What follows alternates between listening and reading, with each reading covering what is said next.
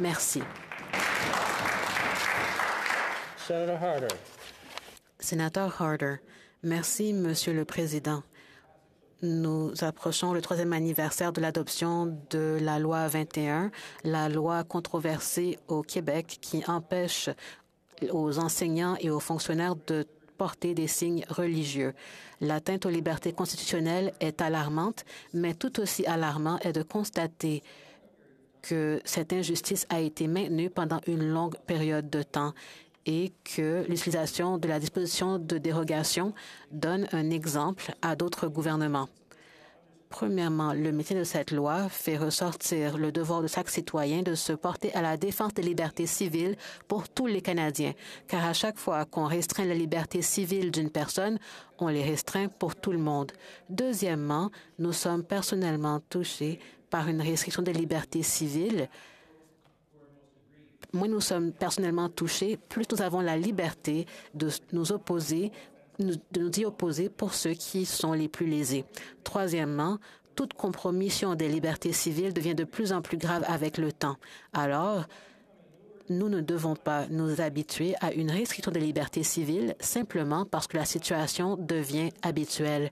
Permettre que l'on restreigne les libertés civiles dans un État fédéral comme le nôtre est une situation particulièrement dangereuse.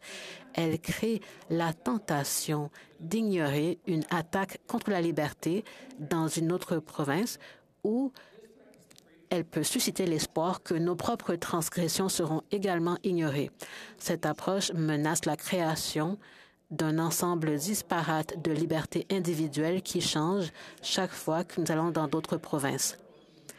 En plus, lorsque nous tolérons une restriction de nos propres libertés civiles, nous sacrifions notre capacité à nous opposer à des restrictions dans d'autres pays.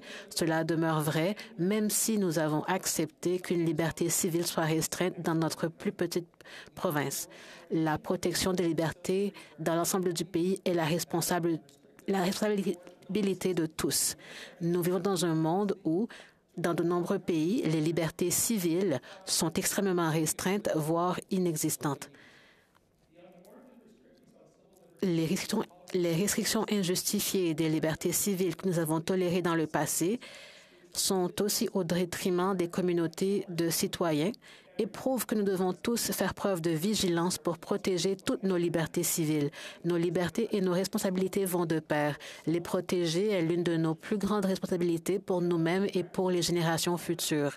Elles sont une condition préalable à toute société tolérante, pluraliste et multiculturelle. Elles sont une composante essentielle de la dignité humaine, de la cohésion sociale et du respect de nos concitoyens. Il faut les protéger chaque fois qu'elles sont menacées.